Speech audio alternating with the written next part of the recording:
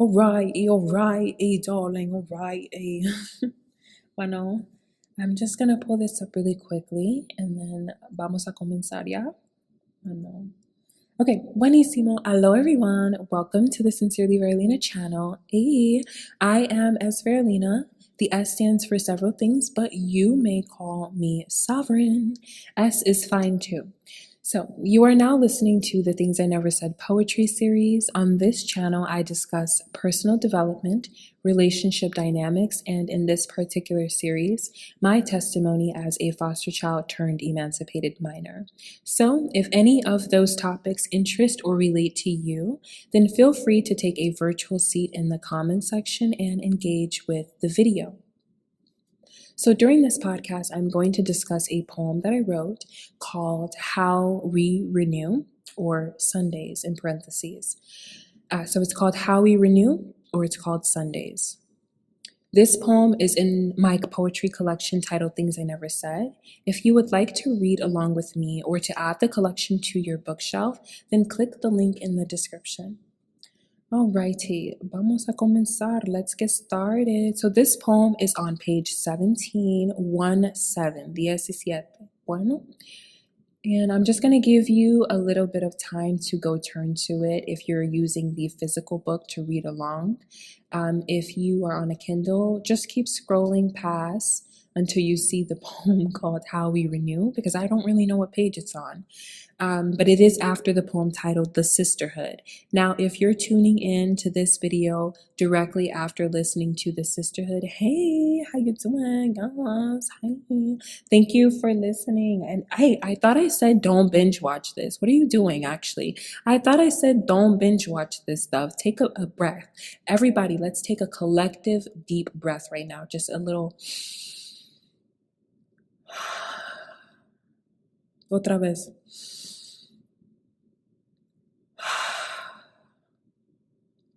One more time.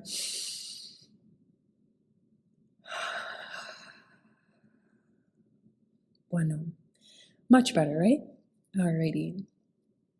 Alright, so I hope that gave you some time to turn to page 17. I know I said don't binge watch this stuff, but I'm partially kidding. Do whatever it is that you desire as long as you don't harm yourself or others.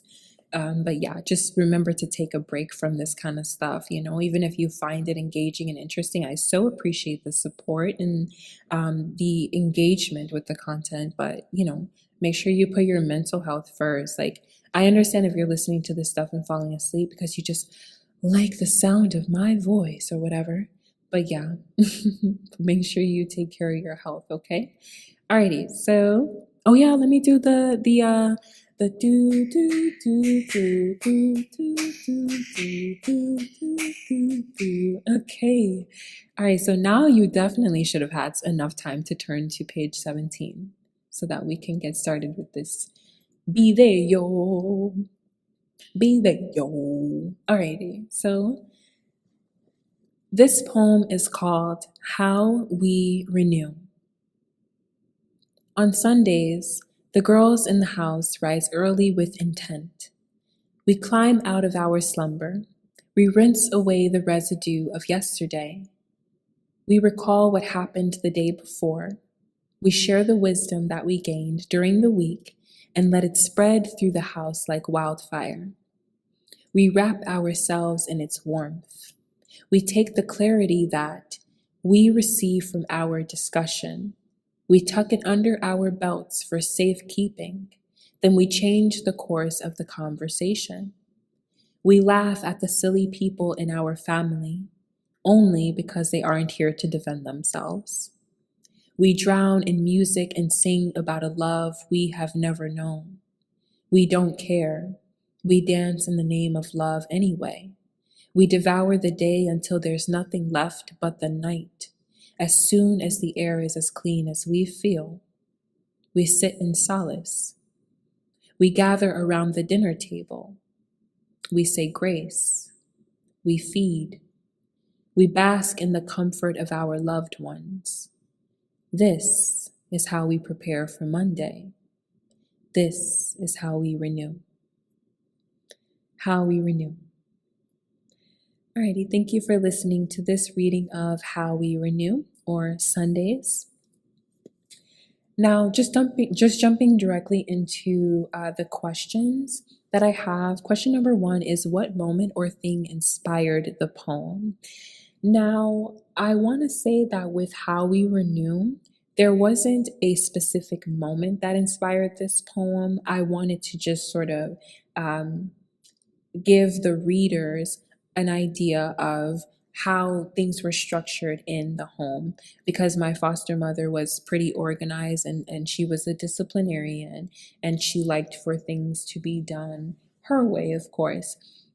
So we had a schedule, we had duties. I mean, I was only a small child, like, kindergarten, first grade, second grade. So there weren't many things that I could really do. There wasn't much that my foster mother assigned for me. It was more like I just got to tag along and be in the kitchen with her when she cooked and be in the garden with her. I do have a poem about that later on in this part, if you're interested, so stick around for that. But yes, so there wasn't anything in particular that that inspired this poem. It was more like I just wanted to capture how things were. On Sundays, we had to renew, and on Sundays we went to church, and on Sundays we restarted or reset the home, essentially, and it was like a big production. I am a Caribbean Latina, so when it comes to how we reset the house, that's on Saturdays. At least that's how it was for me. But in my foster home, my family was Black American. And so they reset the home on Sundays, essentially. So I was also kind of just capturing like just one of the things that were cultural or specific to the culture in the home there, versus like, what I experienced later on, which I get to in the second part of the book. So yes, question number two is, what message did you want to convey with the poem? With this poem, the message that I wanted to convey is the importance of renewing and resetting at the end or the beginning of a week. I learned those habits as a young girl, and I will say that it is very helpful for me in my young adulthood, because whenever it is the weekend, I do feel some obligation to clean up and to start the week off with a much better energy in my house and a cleaner environment. And I really appreciate my foster mother because of that tendency that she instilled in me from a very young age. All of the girls had to clean up. Of course, the boys did not, because, all these women out here tend to be very male identified. Not all, but too many of them. And so they force the girls to grow up way too soon, and then the boys don't even grow up fast enough. And that's why they don't compare. And that's why a lot of women don't have an equal. Like, it's so weird when girls and women bash each other for how they are dating someone who's quote unquote beneath them, or someone who isn't making enough money as them, or whatever, who's not on the same level as them. And it's like, didn't we all learn in biology that girls develop much faster mentally than boys? And so by that logic, that means there aren't boys that are our equal, because we are already like light years ahead of them mentally anyway. So if you think about it, the only equal would be another girl. Hello. But yeah, that's something for another time, I suppose. But yeah, the tendency was for the boys to be able to just sit around and do nothing, which is common. It seems like across the board, across cultures, across the globe, it's like the boys just do nothing. And that is why when they become young adults, they have nothing to contribute except for a paycheck. And the boys who don't even want to contribute that are struggling right now with their masculinity, and they're struggling in society, and they're taking it out on women, and, projecting and saying, what do you bring to the table? Because they don't even have a table. What do you bring to the table? Because nobody taught them to go out for the table. No one taught them to, be a provider and to care about the atmosphere and the environment that they occupy. No, that type of pressure is always put on us girls, especially those of us who grew up with foreign parents. Like, Dio mio, it's a real epidemic out here. It really is. And people need to cease that stuff. Enough is enough with that. These boys can't do much of anything. These boys, and it's not even like this is a new age thing. This is the same, obviously this couldn't be a new age thing because our parents learned it from their parents, and that's why they keep passing it down to us. Pero ya basta con ese mierda, like enough is enough.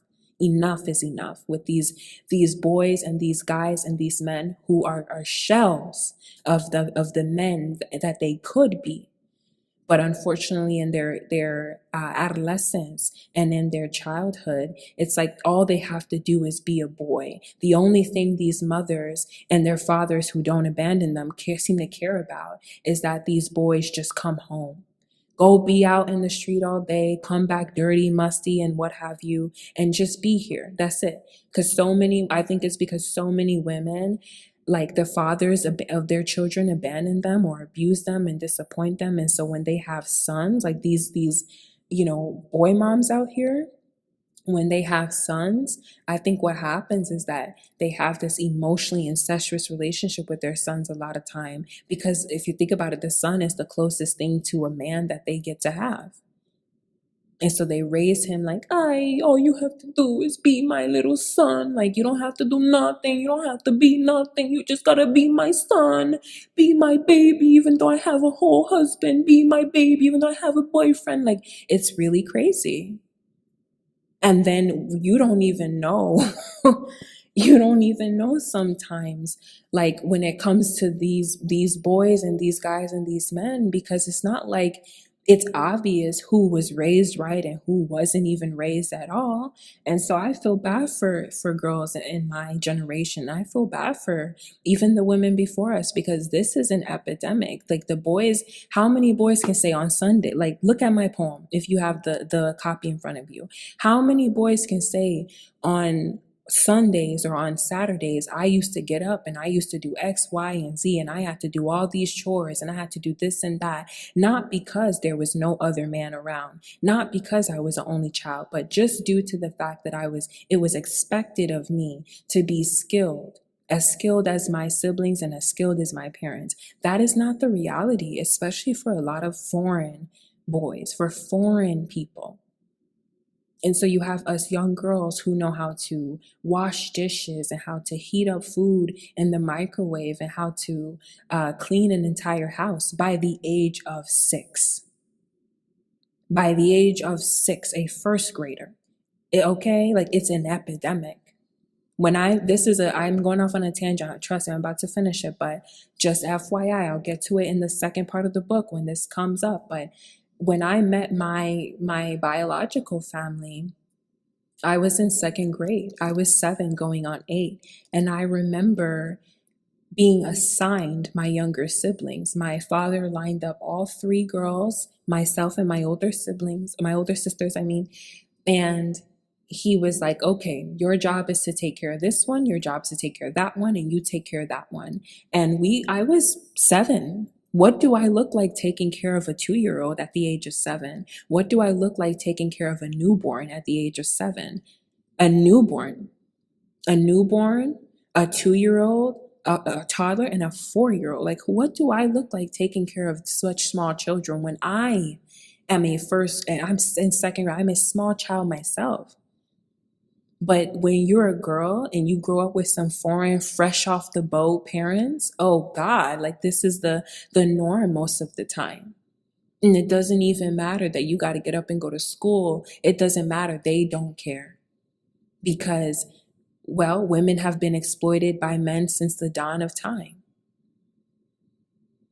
So it's like, who is going to raise the alarm and say this has to stop if we don't? Who is going to change things if we don't say that, if we don't point out what's wrong? And I think what's happening in society right now between men and women in the United States is that there is so much friction because the men are seeing how the women are thriving without them and thriving on purpose without them. The women are choosing not to be with these men, and they are fed up and frustrated and vocal about it because, like I said, from a young age, we are light years ahead of them. And when you have been providing for yourself, or you've been taking care of yourself and responsible for so many other people from a young age, the last thing you want when you start dating as a young adult girl in your 20s, or hopefully you start dating in your 20s and focus on school in your teen years. But if you're dating at the age of 16 for whatever reason or up, then yeah, you're going to be really frustrated when you encounter these guys who can't do anything for themselves, who don't do anything for themselves, and who have parents who are okay with and coddling, parents who are actually the reason why they don't know how to do anything for themselves. That is a nightmare that you don't want to sign up for, because essentially you're signing up to take care of a whole nother human being. Except unlike a child, the guy is actually so capable.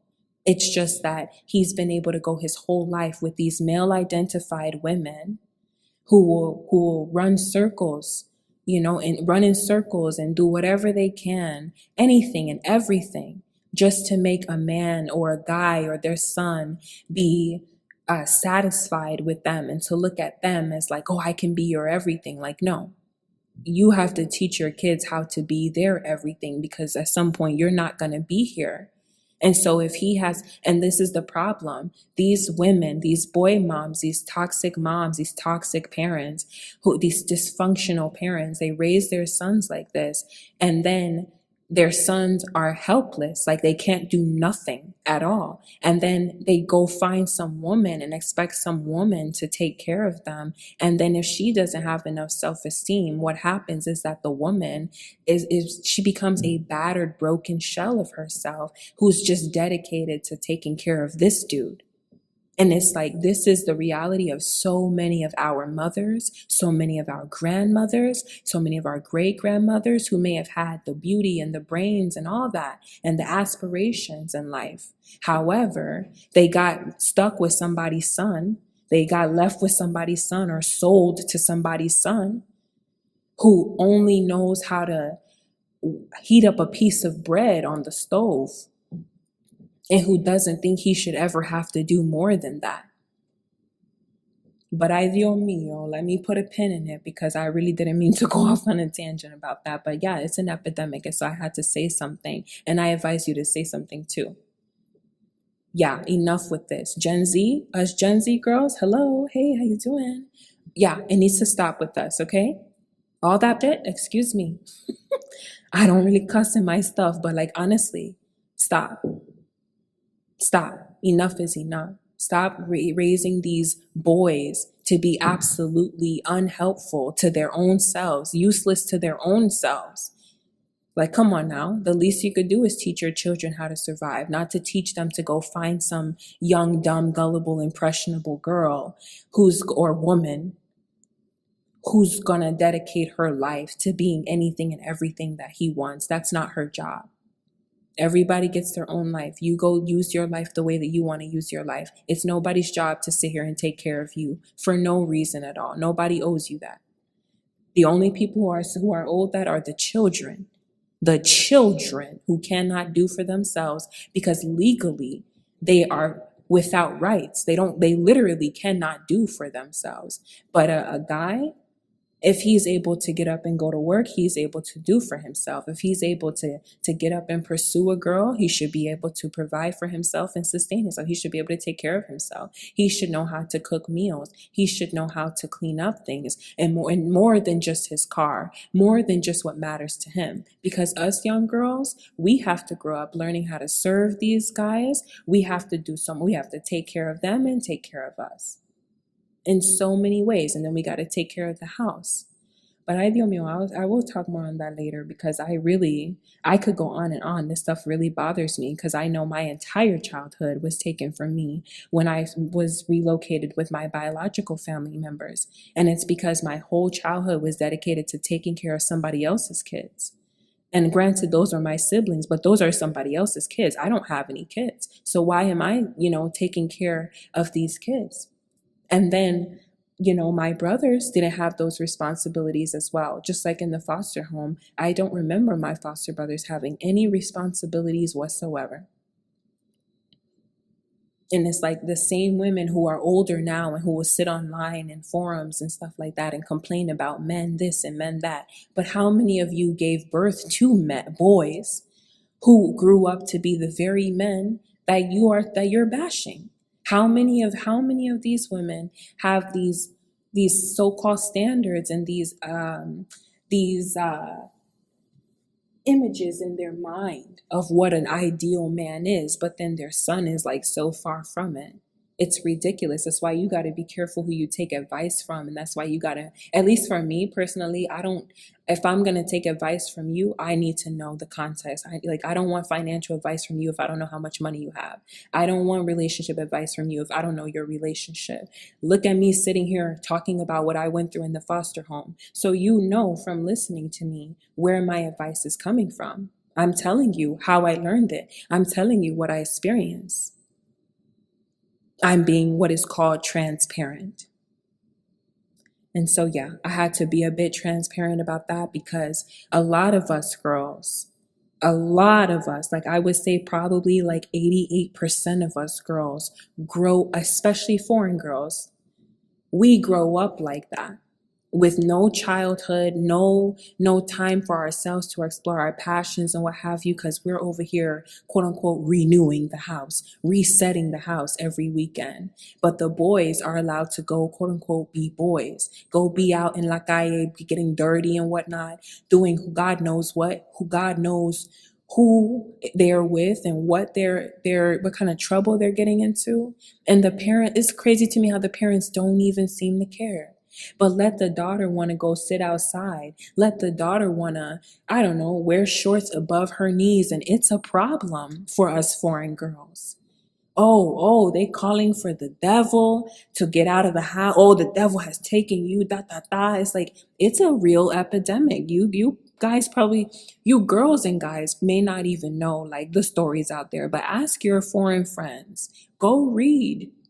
Go search up some stuff and you'd be amazed at how like a lot of us grow up as if we are still in the 1500s. Dios mío. Pero yeah. Question number 3. Alrighty, so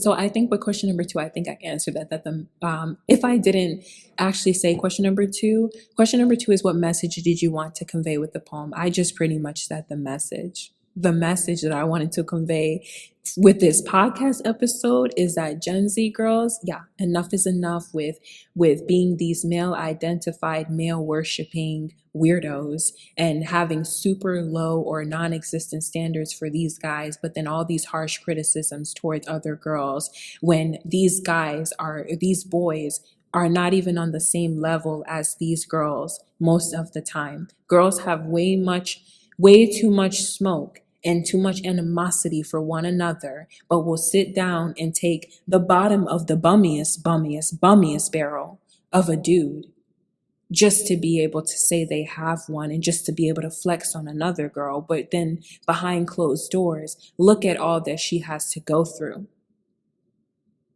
And then they take it out on one another.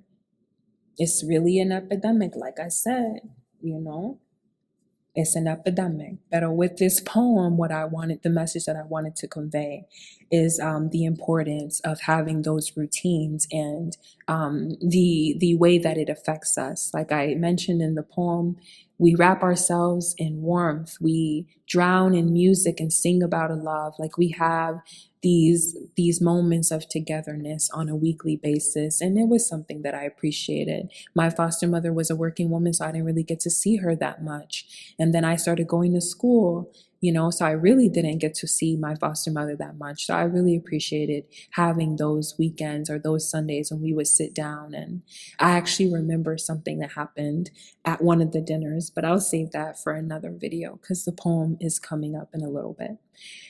But yes, question number 3 is how did writing this poem affect or impact your healing journey? Writing this poem helped me to see the epidemic that is the fact that girls grow up with far more responsibilities to care for one another and care for the environment than boys do. That's what writing this poem let me know. That's one of the takeaways that I had in writing this poem, Because as I sat there and listed all these things that we did, I began to realize that most of the times the boys were not even anywhere around. And so we would be cleaning up and stuff like that. And it's like the boys are just out doing whatever, out playing, probably causing more mayhem than girls ever do. But it's for some reason, like, it doesn't matter to these women, even though they know what it's like to deal with the kind of man who clearly wasn't like raised right. If you know what it's like to deal with the kind of man, why wouldn't you want to make sure your daughters don't attract that and make sure your sons don't become that, unless you just have a personal vendetta against your kids and don't want to see them succeed? I don't know what else you could say is the reason for why women allow their sons to grow up like that. It's weird. But I'm gonna try to let it go, okay, just for now. Anywho, I would say, in terms of question number 3, writing this poem, it did not negatively or positively affect my healing journey. I think it helped me, like I said with other poems, to find some positive things about my time in the foster home, because there weren't that many. But even though I didn't appreciate that the boys didn't ever have things to do, I appreciated that those kinds of things brought us girls together. And it was just kind of like cool to be a part of something, as a little girl. Because as a child, I couldn't do very much, of course. So it was nice to be able to fold the napkins or pick up the trash in the dustpan and throw it away, just to contribute. I also will say this though, that I think it's a good idea to give your kids responsibilities that they can handle and that are not too mature for their age, because at a young age, if you're able to develop good habits like being clean and timely and whatever else, fill in the blank, then it helps you to have those characteristics and maintain them when you are an adult. Everything starts with your childhood. All right, and so lastly, question number 4 is, what did I learn about myself or in general during the writing process? Well, during the writing process, I learned how much it bothered me to have my childhood and to have my upbringing be dedicated to serving other people. I learned how that hindered my own growth, and I learned how I think I actually learned that the root of my frustrations with my parents and even with my foster mother came from me feeling robbed of my childhood. And I learned that, like, I was frustrated with my foster mother, but mainly my biological parents. With the fact that, like, I had so many responsibilities and the adults thought it was so important for me to have those responsibilities, but not important for me to have a life and like a real childhood. Like, I really resented that when I was dealing with my biological parents, because there was no balance. There was no happy medium. At least in my foster home, I at least had extracurricular activities through school and other things in the community that I was involved in. And so it made those tedious tasks in those Sundays feel a little bit better. But yes, I would say in general, I learned the importance of giving your kids structure and giving kids, or just having, I wouldn't say, like, because you don't have to have kids, you could just be a kid and practice having good routines on Sundays or Saturdays in order to prepare for the next week. I definitely learned that helps me in my young adult life, and it helped me when I was a teenager as well, to sort of plan out the day. So I definitely would encourage people to establish those routines to gain better structure in their life. That's what I've been trying to do for so long. And I also think even for children that could be helpful to have, maybe a few self-care tasks that their parents give them to do, like on a weekly basis, like even like writing in your journal every week, or every night before bed, or at least once a week, like at the end of the week. Good habits like that will give your kids so many great skills, like being cleanly. However, you don't have to, it doesn't have to just be like a routine for cleaning. Like I said, you could help your kids out by telling them to write in a journal every night. That's what I used to do, and I became a great writer and a lover of the craft as a result of that. And that was something I literally did as a coping mechanism to try to make sense of what was happening to me during the switch from foster care to my birth parents' care. So yes, just helping your kids with good habits is definitely beneficial for them in the long run. And I think it would be beneficial for you as a parent because your kids can help you. They can help you by helping themselves. They can help themselves by being able to just do small things. But I don't think that your children should, or that children in general should have 15 different tasks to do every day after school or every weekend. Let these kids be kids, because look at them. Look at how now they don't want to be kids. They want to go to Target and Sephora when they're only 12 years young. That's like a 7th grader, an 11-year-old kid already wants to go to Target and buy all this makeup and, wear her clothes all tight and skimpy and stuff, because they're rushing to grow up and emulate the girls that they see, degrading themselves for a check on social media and the world stage. It's really an epidemic out here, okay? Really. So I would say, let your children have the time to be children, because, don't so many of us want to have that time again, not to go back to the same crap we dealt with, but we realize now how that time is so precious. You're going to spend the majority of your life, if you get to live a long life, right? You're going to spend the majority of your life as an adult. You only get a very, very short amount of time to get to truly be a carefree kid. So I would say, as my final words of wisdom or advice to close out this podcast episode, is let your kids be kids. Let your kids enjoy the leisure of life, because when they grow older and they have more responsibilities, they will appreciate that. They will know the difference. They will value that downtime, and they will also value the tasks and the helpful, healthy routines that you teach them to set and follow.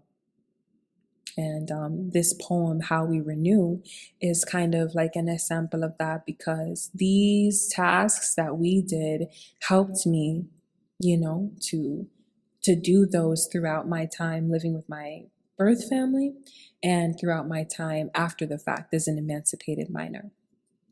So yeah, I will leave these thoughts here, though. I will close out this podcast episode at this point. I want to say thank you so much for listening, and thank you so much for tuning into the Things I Never Said series as a whole. Thank you for sharing your testimony in the comments section below if you decide to. Thank you for engaging with the video. Thank you so much for all of your support. Thank you so much. If you decide to purchase the poetry collection as well, like I said, the link is in the description below if you are interested. But yes, there are more poems in this collection. There are so many more to come. So I hope that you enjoy the podcast series that I'm doing for this poetry collection. And if you are interested, then stay tuned for the videos that are coming up after this one. But yes, thank you all so much for listening. And thank you. I know I keep saying that, but thank you. Thank you. There's not anything else that I could say more than that. Thank you. Okay, so on that note, I will say once again, thank you. And I will say, tata mi amores, take care. Gonna give you this mic back. But what I'm gonna say to the ladies that been told that you cannot have, you tell the devil you's a liar.